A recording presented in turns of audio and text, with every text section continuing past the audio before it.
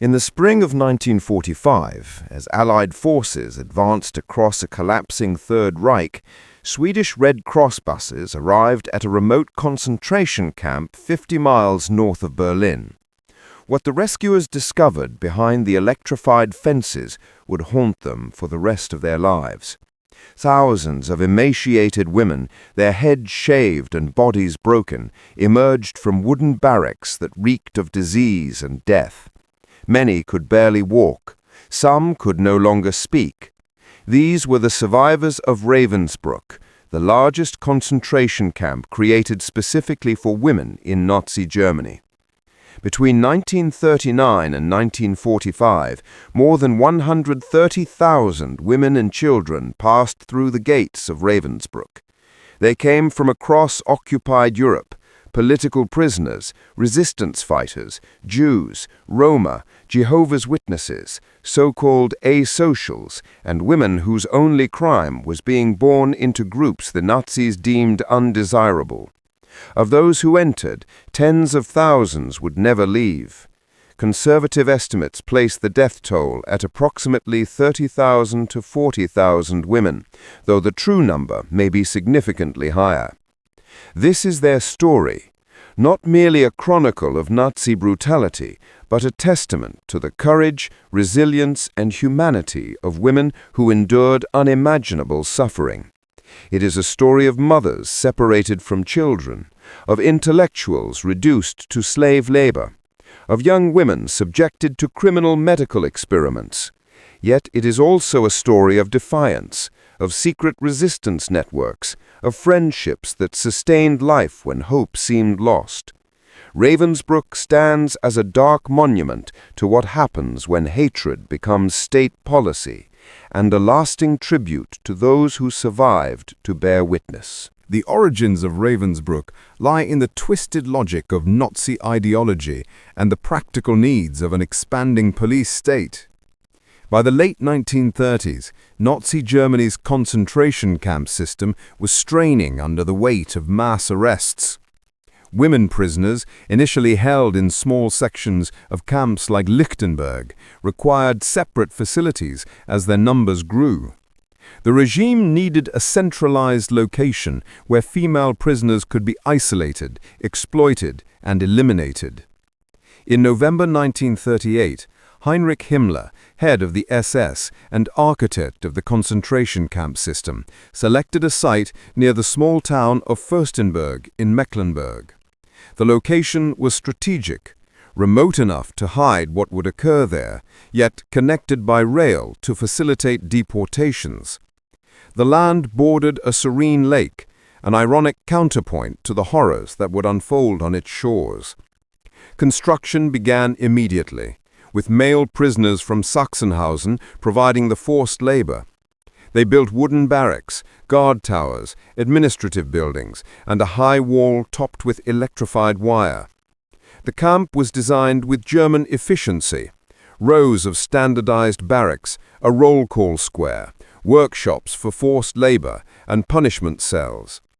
Unlike later camps built explicitly for mass murder, Ravensbrück was conceived as a labor camp where prisoners would be worked to death while providing economic benefit to the SS and German industry. The first transport of women arrived on May 18, 1939. There were 867 of them, primarily German and Austrian political prisoners, many of whom had been imprisoned since the early years of Nazi rule. These women, labeled as communists, social democrats, or other political opponents, became the camp's aristocracy in a perverse hierarchy based on arrival date and prisoner category. They were identified by colored triangles sewn onto their prison uniforms: red for political prisoners, green for criminals, black for asocials, purple for Jehovah's Witnesses, and later yellow stars for Jews. The camp grew rapidly. By the end of 1939, more than 2,000 women were imprisoned at Ravensbrück.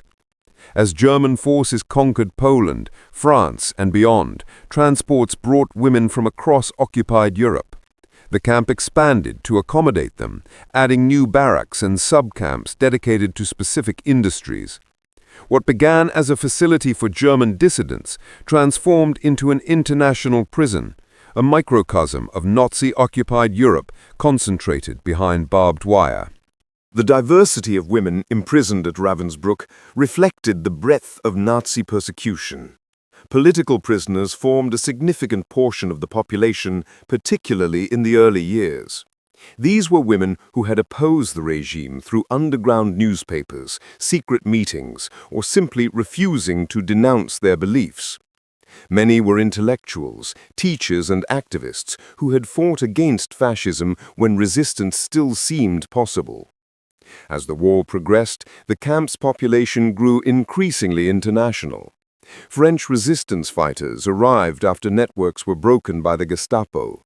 Polish women came in massive transports following the Warsaw Uprising of 1944, bringing thousands of civilians swept up in collective punishment.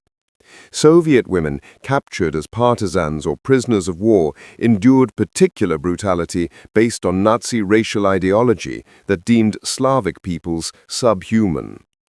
Jewish women arrived throughout the war, though in particularly large numbers during the Holocaust's final phase. Initially, Jewish prisoners were a minority, but by 1944 and 1945, Jews formed a substantial proportion of Ravensbrück's population as death camps were evacuated and death marches converged on camps within Germany's shrinking borders. These women faced the double persecution of being both female prisoners and Jewish, placing them at the bottom of the camp's brutal hierarchy. Roma women and their children suffered their own distinct tragedy at Ravensbrück. Entire families were imprisoned under the Nazi designation of asocials, a catch-all category that condemned lifestyle, ethnicity, or simply marginality. The Roma prisoners faced systematic discrimination even within the camp, receiving the worst work assignments and suffering disproportionate mortality. The category of asocials extended beyond the Roma to include prostitutes, homeless women, petty criminals, and anyone deemed to deviate from Nazi social norms. Women convicted of relationships with forced laborers or prisoners of war found themselves at Ravensbrück, their crime termed racial defilement. Jehovah's Witnesses comprised another distinct group, imprisoned for refusing military service and loyalty oaths to Hitler. Despite facing pressure to renounce their faith and secure release, many maintained their beliefs throughout their imprisonment. Even children were not spared. Babies were born in the camp to pregnant prisoners. Older children arrived with their mothers or as punishment for their parents' actions. The presence of children in Ravensbrück added another dimension to the camp's horror, as mothers struggled to protect offspring in an environment designed to destroy human life. Life at Ravensbrück began before dawn with the piercing sound of whistles and the screams of block supervisors. Prisoners rose from wooden bunks where 6 to 8 women crowded onto shelves designed for 4. Their thin straw mattresses offering no comfort against the hard wood. The morning routine allowed mere minutes to use grossly inadequate toilet facilities, wash at outdoor troughs with icy water, and prepare for roll call. Roll call, or appel, was an instrument of torture disguised as administration. Twice daily, prisoners stood in rigid formation in the main square, while SS guards and camp officials counted and recounted them. The process could last hours, regardless of weather. Women stood in summer heat and winter cold, some collapsing from exhaustion, illness, or hunger. Guards used roll call to administer collective punishment, forcing prisoners to stand longer when escape attempts occurred or quotas were not met.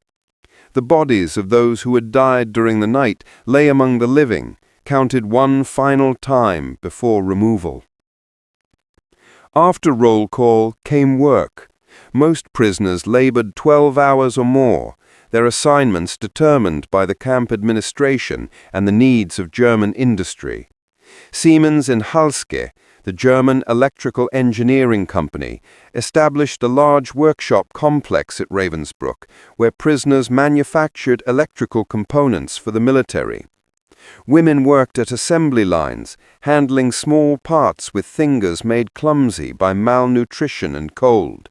Production quotas were relentless. Failure to meet them brought punishment. Other work commandos faced even harsher conditions. Some prisoners hauled sand and gravel, their bodies bent under loads meant for machinery. Others worked in the camp's agricultural projects, tending fields and gardens that produced food they would never eat. A textile workshop employed hundreds of women sewing SS uniforms and repairing military clothing, their needles moving through fabric while their own clothes remained in tatters. The sickest and weakest were assigned to the Scheißkommando, the excrement command, where they cleaned the camp's primitive latrines without adequate tools or protection. Food at Ravensbrück existed in quantities calculated to slowly starve. Breakfast consisted of a brown liquid, optimistically called coffee, made from acorns or other substitutes. The midday meal, served after work, was watery soup containing scraps of turnip, cabbage, or rotten vegetables.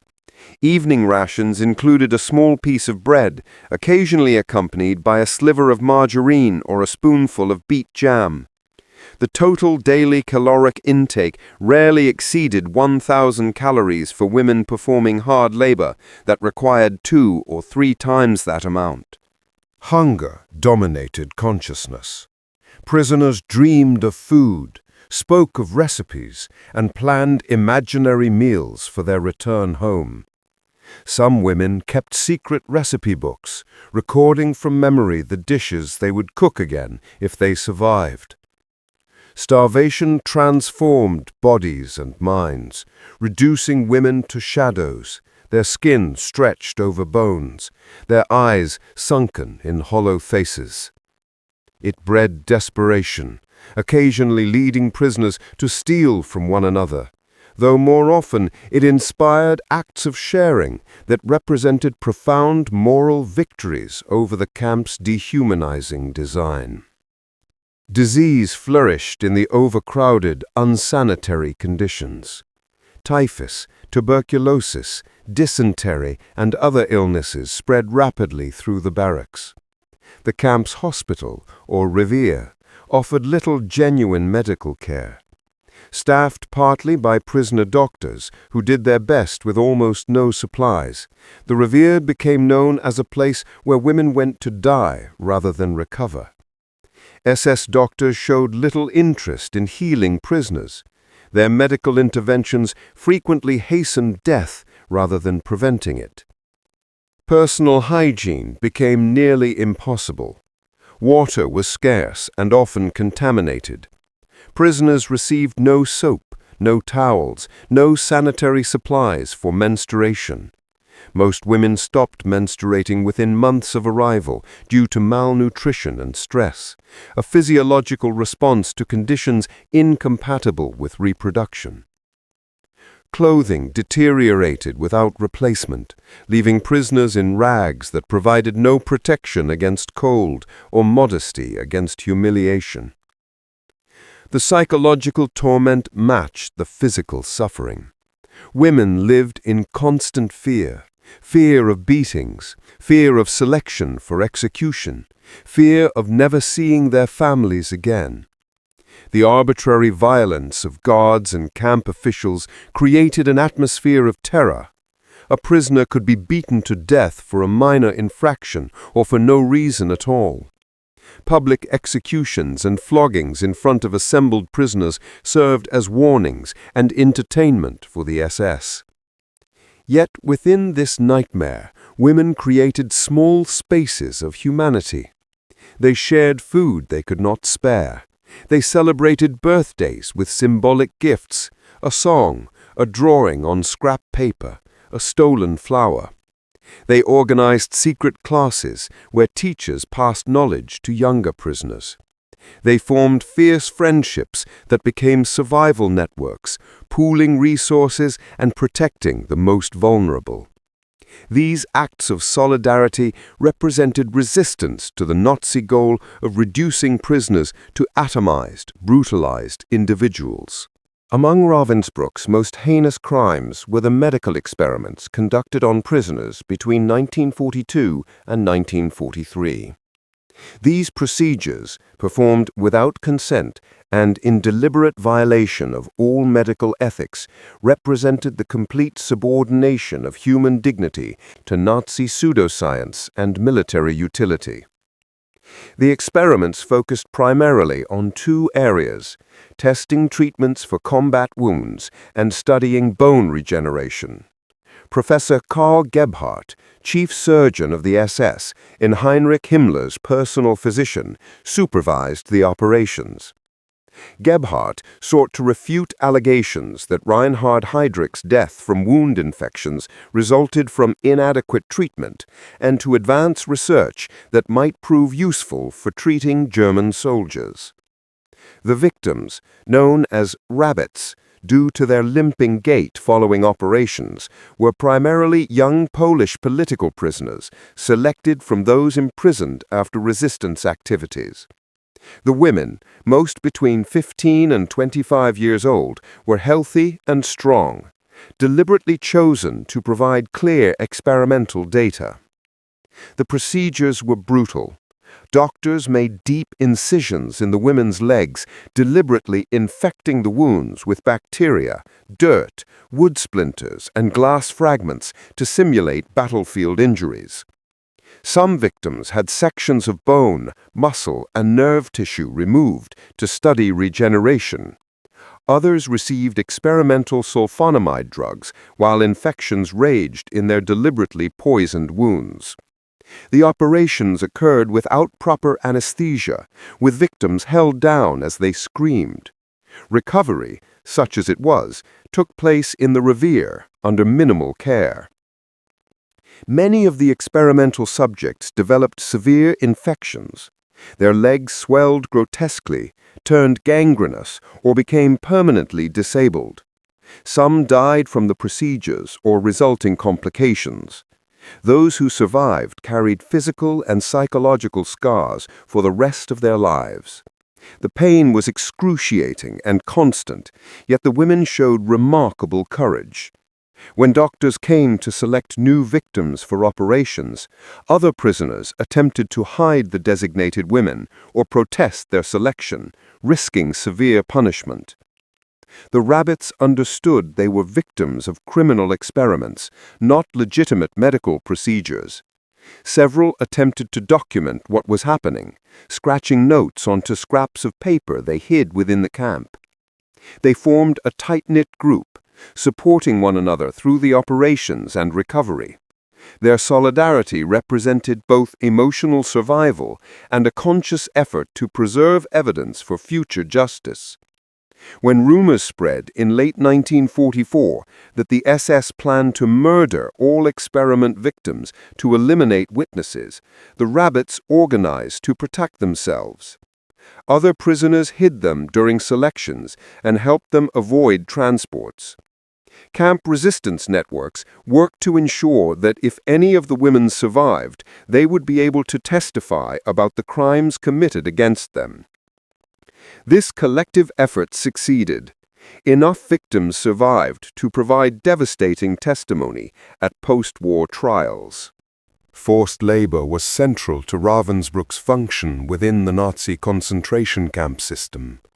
The SS conceived of camps not merely as instruments of persecution and murder, but as sources of profit and productivity for the Reich. Prisoners represented free labor that could be exploited until death, their bodies expendable fuel for the German war economy. The Siemens plant at Ravensbrück exemplified this exploitation on an industrial scale. Beginning in 1942, the company built extensive workshops near the camp, where prisoners assembled electrical components, precision instruments, and communication equipment for military use. At its peak, approximately 3,000 women worked in the Siemens facilities, their skilled labor producing vital materials for the German military at virtually no cost to the company, beyond minimal payments to the SS. Working conditions in the Siemens shops were harsh, despite being indoor work. Women stood at assembly lines for 12-hour shifts, performing repetitive tasks with small parts that required precision their weakened hands could barely manage. Quotas were demanding. Failure to meet production targets brought punishment from both Siemens supervisors and SS guards. The work offered one advantage. It provided some protection from the most brutal outdoor labor and the constant threat of being declared unnecessary and selected for execution. Other prisoners faced far worse assignments. The construction commandos hauled building materials, dug ditches, and performed heavy manual labor that broke even strong bodies within months. Women carried loads of brick, sand, and gravel in all weather, their inadequate clothing offering no protection against rain, snow, or freezing temperatures. Guards beat those who moved too slowly or collapsed under the weight of their burdens. As the camp population swelled beyond capacity in 1944 and 1945, Ravensbrück established numerous sub-camps throughout northern Germany. These satellite facilities placed prisoners directly at industrial sites, armaments factories, and construction projects. Conditions in the sub-camps varied, but were generally even more brutal than the main camp, with less oversight and more direct exploitation by German companies hungry for labor. The camp also maintained internal work commandos that kept Ravensbrück functioning. Kitchen workers prepared the miserable rations. Cleaning crews maintained SS quarters and administrative buildings to German standards, while prisoner barracks remained filthy. Tailors sewed and repaired clothing, though never enough to adequately clothe the prisoner population. A small group of privileged prisoners worked in the camp offices, a position that offered some protection and access to information, but also compromised moral boundaries as they processed the paperwork of persecution. Despite the exploitation, some prisoners found ways to resist through their work. Those in the Siemens plant engaged in subtle sabotage, misassembling components when supervision lapsed, working slowly while appearing busy, and occasionally stealing small items that could be traded for food. The risks were enormous. Discovery meant severe punishment or death. Yet these tiny acts of resistance represented a refusal to fully submit to Nazi demands, a reassertion of agency in an environment designed to strip prisoners of all control over their lives. Resistance at Ravensbrück took many forms, from the overt to the nearly invisible. Every act of humanity, every instance of sharing food or protecting the weak represented a form of resistance against the Nazi project of dehumanization. Yet there were also more deliberate efforts to resist, sabotage, and preserve evidence of crimes. Political prisoners, particularly communists and social democrats, attempted to maintain underground organization within the camp. They shared news from the outside world gathered from new arrivals or gleaned from German newspapers guards left behind. They spread information about the war's progress, sustaining hope that Germany would eventually lose and liberation would come. This news network served a vital psychological function, reminding prisoners that a world beyond the electrified fence still existed and was fighting against the regime that imprisoned them. Resistance networks also worked to protect the most vulnerable prisoners. When selections occurred for execution or transport to death camps, organized prisoners attempted to hide those at greatest risk or substitute stronger prisoners who had better chances of survival. They manipulated work assignments when possible, steering the weakest away from the killing labor commandos and toward less deadly positions. These efforts could not save everyone, but they saved some, and that mattered enormously. Cultural resistance flourished in secret. Prisoners organized clandestine celebrations of national holidays, religious observances, and birthdays. They held improvised concerts where women with musical training sang or taught songs from their homelands. These performances, conducted in whispers in the barracks after lights out, affirmed cultural identities the Nazis sought to erase. French women sang the Marseillaise. Polish women recited patriotic poetry. Jewish women observed Sabbath and holidays with whatever substitutes they could devise for ritual objects. Education represented another form of resistance. Intellectual prisoners organized secret classes for younger women and teenagers, teaching languages, literature, history, and mathematics.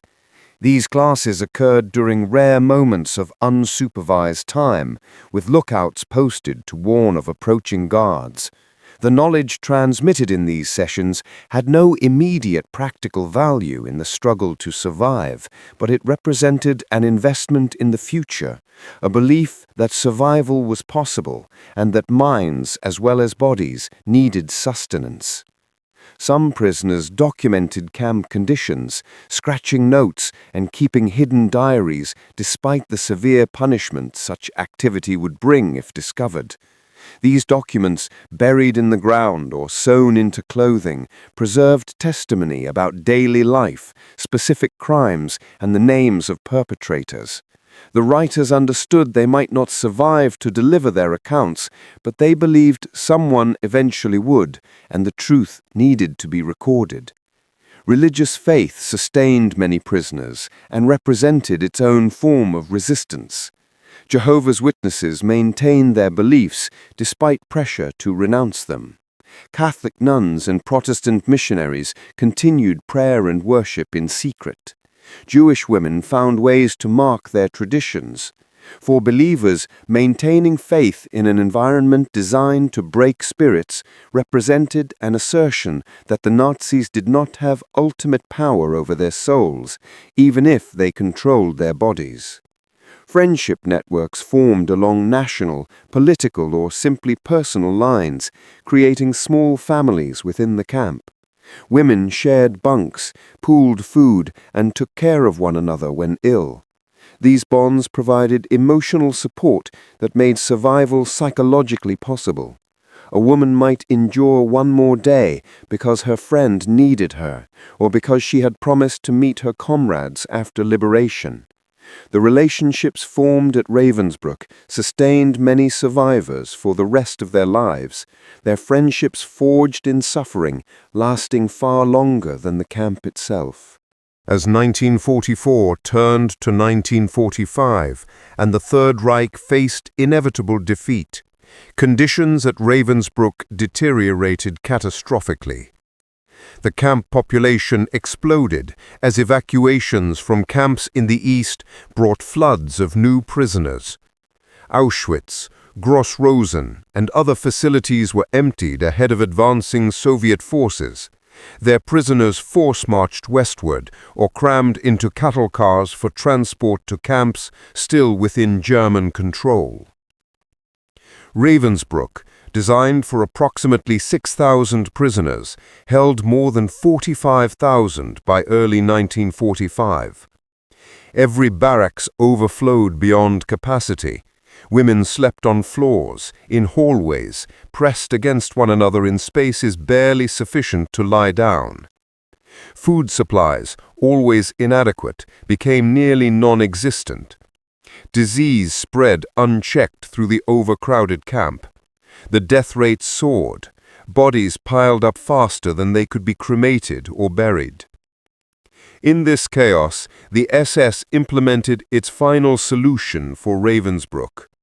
Unable to murder prisoners quickly enough through starvation and disease, and with the gas chambers at Auschwitz now destroyed, the SS constructed a small gas chamber adjacent to Ravensbrück in early 1945. Between January and April, approximately 5,000 to 6,000 women and children were murdered in this chamber. their bodies burned in the camp crematorium or buried in mass graves. The victims included those deemed too weak to work, the seriously ill, and Jewish prisoners selected for extermination.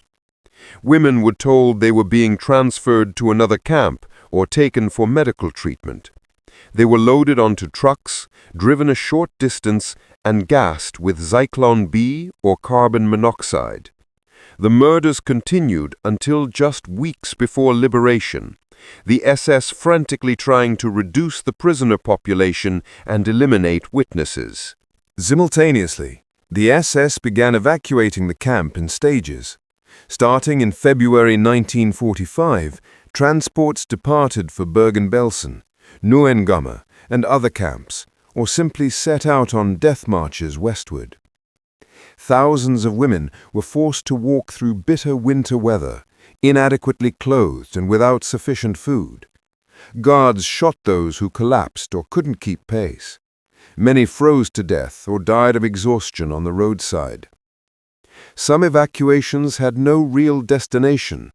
The SS simply marched prisoners away from advancing Allied forces until the guards themselves fled or surrendered. The Swedish Red Cross, negotiating with the collapsing Nazi government, managed to arrange rescue transports in the war's final weeks. Count Folke Bernadette led negotiations that resulted in white buses arriving at Ravensbrück to evacuate Scandinavian prisoners and some others. These rescues, occurring between March and April 1945, saved approximately 7,500 women. The Swedish volunteers who entered the camp were horrified by what they witnessed, describing scenes of mass death and suffering beyond their comprehension. For those who remained, the final days brought a surreal mix of terror and hope. Some SS guards fled as Soviet forces approached. Others continued murdering prisoners until the very end. The camp descended into chaos as administration collapsed. Food distribution ceased entirely. The sick and dying lay unattended. Yet rumors spread that liberation was imminent, that the Red Army was close, that survival might finally be possible after enduring the unendurable. On April 13, 1945, the Red Army reached Ravensbrück. Soviet soldiers found approximately 3,500 prisoners still alive in the camp, nearly all too sick or weak to have been evacuated. These final survivors were the sickest of the sick, women who had been abandoned because the SS deemed them beyond any possibility of useful labor and not worth the bullet to kill them. The Soviet soldiers, veterans of the Eastern Front who had witnessed immense suffering, were shocked by what they discovered. Emaciated women wandered the camp like ghosts, many delirious from typhus or unable to communicate. The barracks reeked of death and disease. Bodies lay where they had fallen, in bunks and hallways. The crematorium still contained bones and ashes. Mass graves nearby held thousands of bodies.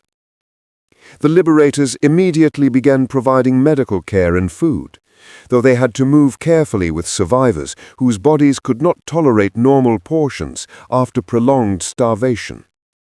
Soviet doctors and nurses set up field hospitals, treating typhus, tuberculosis, and the countless other afflictions that ravaged the prisoners. Many survivors died in the days and weeks following liberation, their bodies too damaged to recover even with care. For the survivors, liberation brought overwhelming emotions: joy, relief, disbelief, and often profound disorientation. The structure that had governed every minute of their lives for months or years was suddenly gone. They were free, but many had nowhere to go.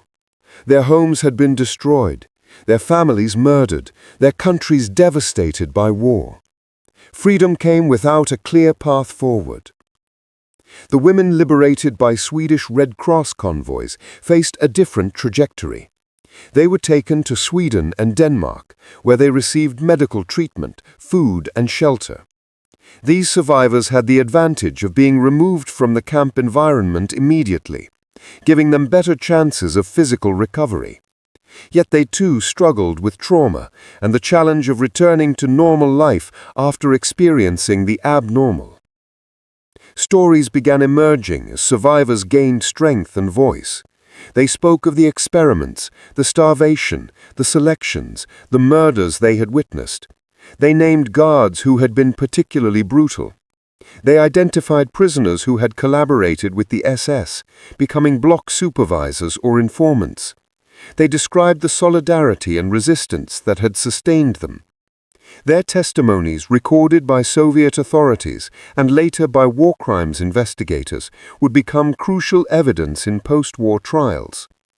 The liberation of Ravensbrück revealed not just the camp's horrors, but also the extraordinary resilience of the women who survived.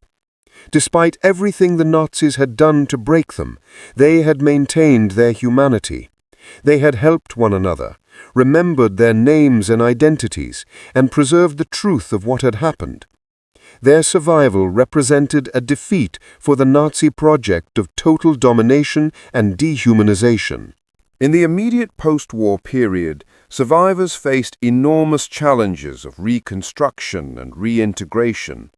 Many suffered lasting physical damage, permanent disabilities from experiments, chronic illnesses contracted in the camp, effects of malnutrition that would trouble them for decades.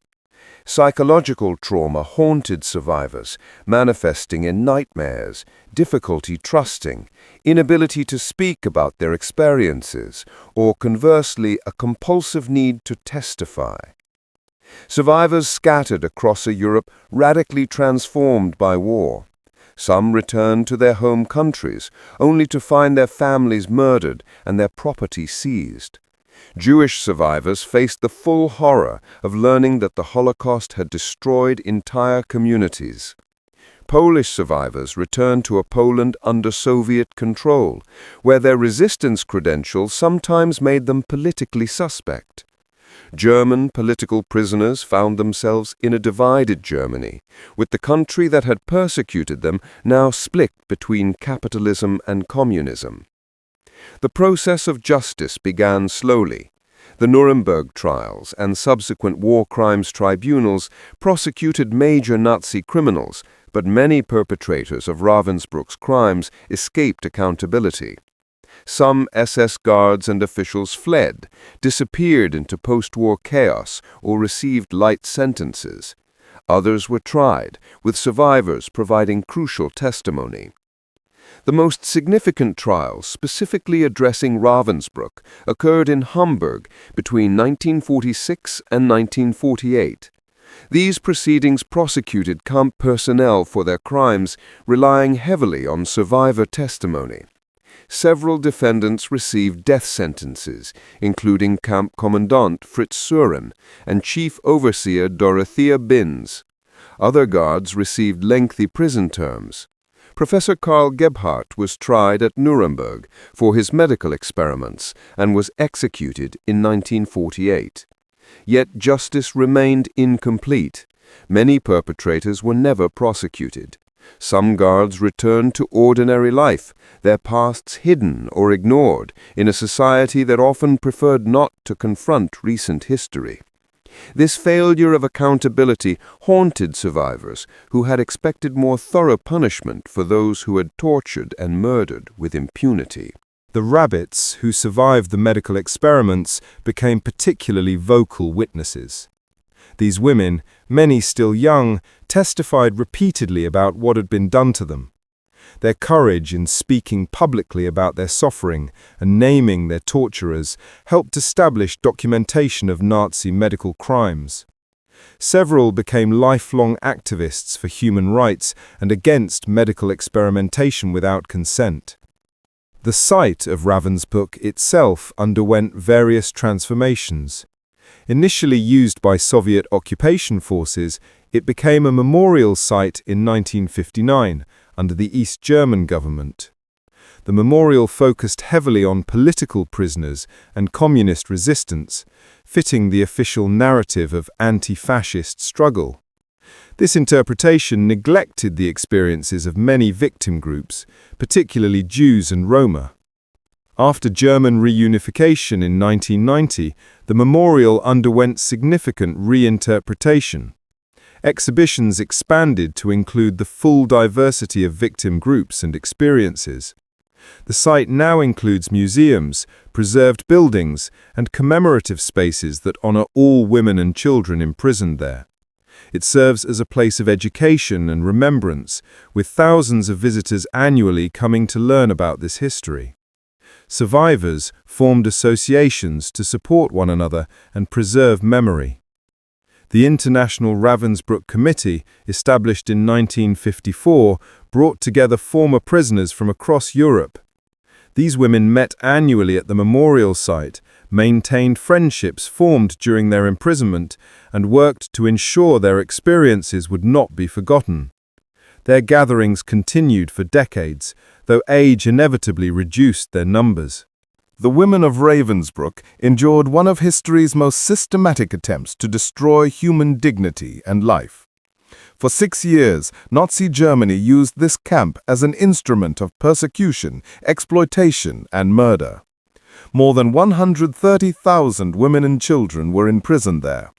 Tens of thousands died from starvation, disease, execution, medical experiments, and the gas chamber.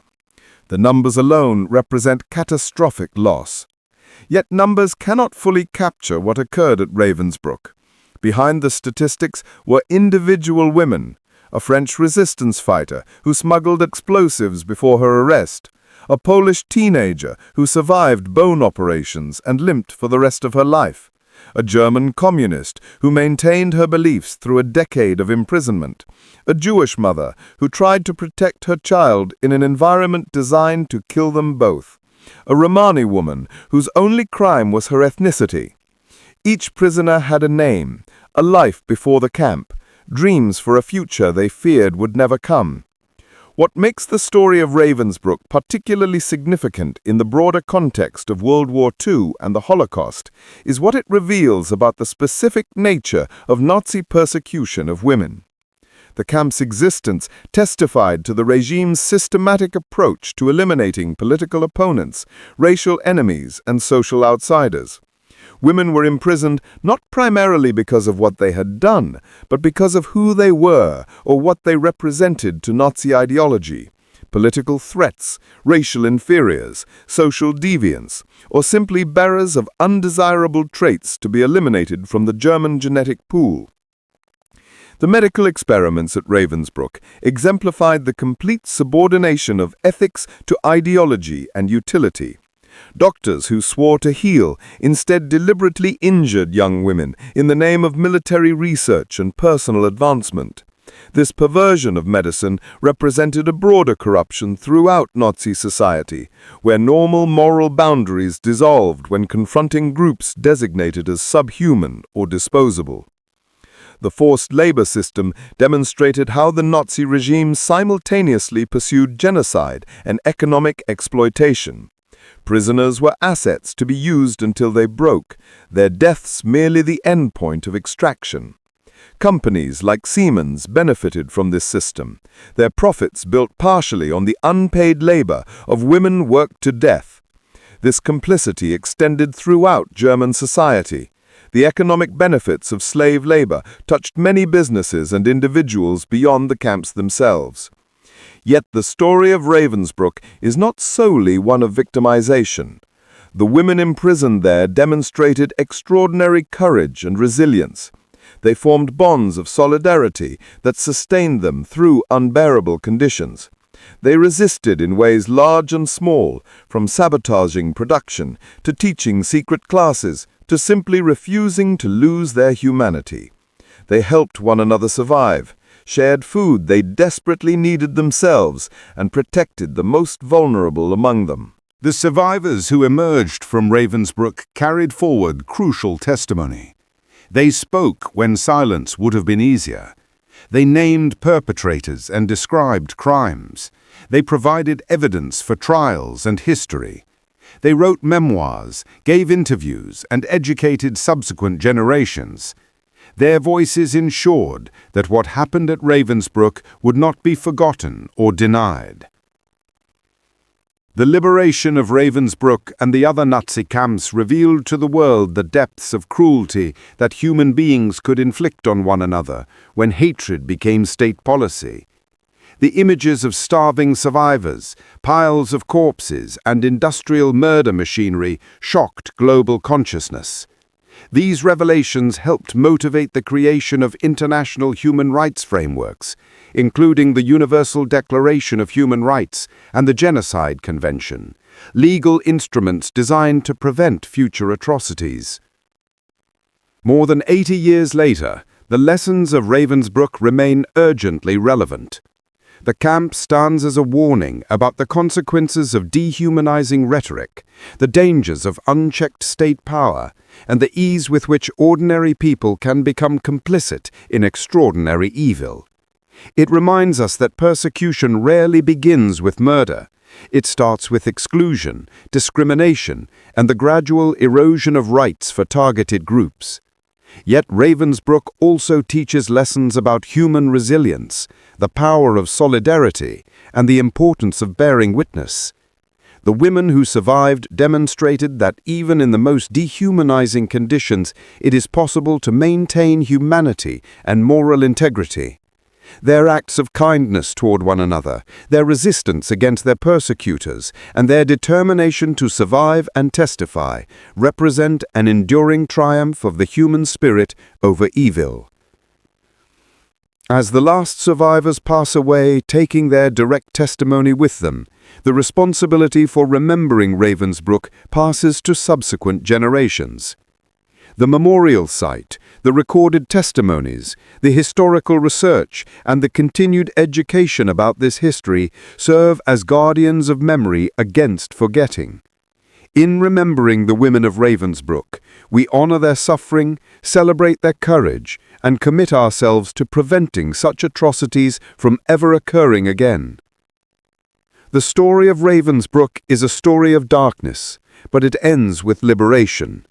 The gates that imprisoned so many were finally opened. The women who survived reclaimed their freedom and their names. They lived full lives, loved their families, pursued their callings, and bore witness to what they had endured. In their survival and testimony, they ensured that the women who died at Ravensbrück would not be forgotten. They preserved the truth against denial, and in doing so, they achieved a final victory over those who had tried to erase them from history. Their legacy endures, a solemn reminder of humanity's capacity for both cruelty and courage, and an urgent call to vigilance in defense of human dignity and rights. The women of Ravensbrück suffered and died so that we might remember, learn, and ensure that such suffering is never inflicted again.